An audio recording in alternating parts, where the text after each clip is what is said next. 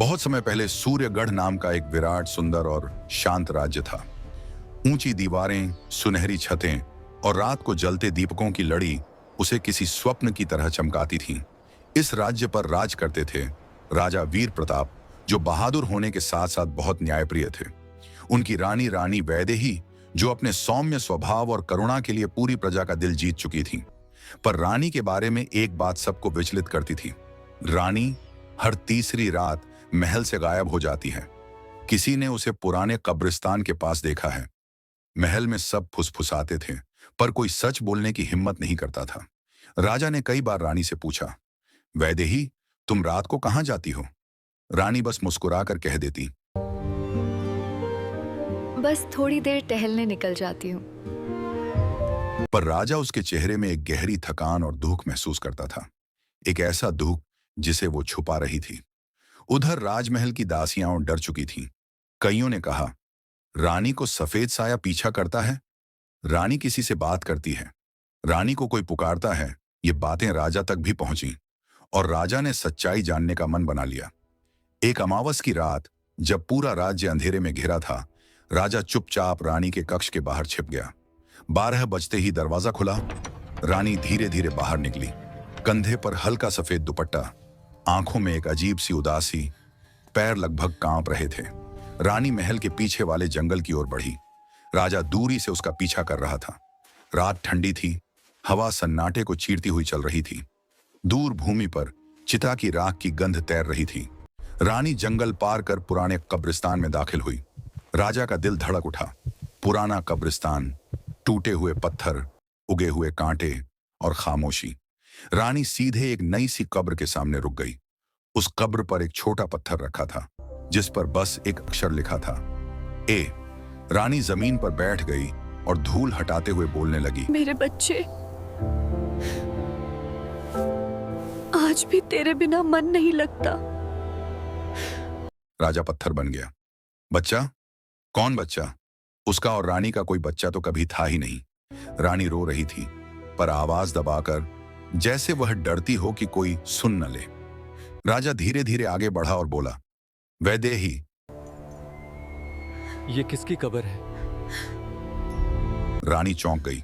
उसका चेहरा पीला पड़ गया, आंखें सूख गईं, हाथ कांपने लगे। थोड़ी देर रानी चुप रही, फिर उसके चेहरे से सारे बांध टूट गए। ये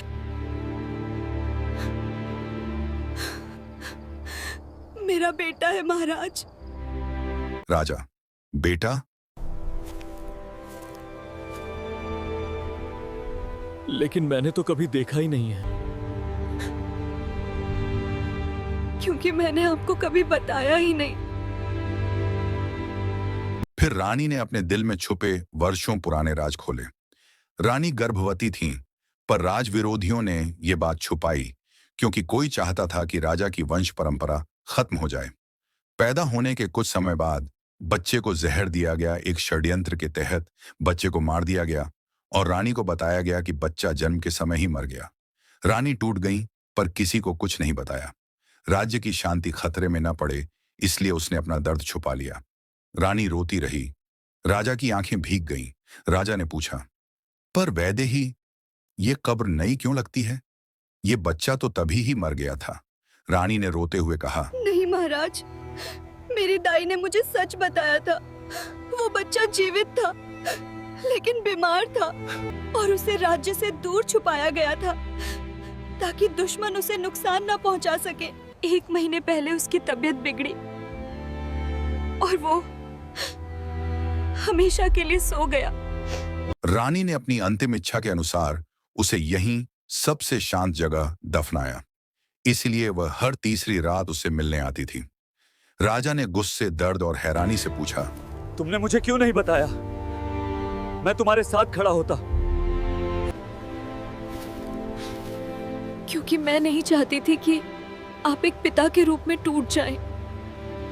मैंने सोचा ये दर्द मैं अकेले सह लूंगी। राजा वहीं घुटनों पर बैठ गया। उसने रानी का हाथ पकड़ा और बोला, तुम अकेली नहीं हो वैदेही। अब मैं तुम्हारे साथ हूं। राजा ने कसम खाई कि वो इस षड्यंत्र के पीछे कौन है पता लगाएगा।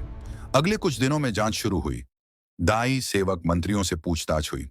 राजा को पता चला कि बच्चे को जहर देने की कोशिश रानी के सौतेले भाई ने कराई थी, जो गद्दी चाहता था।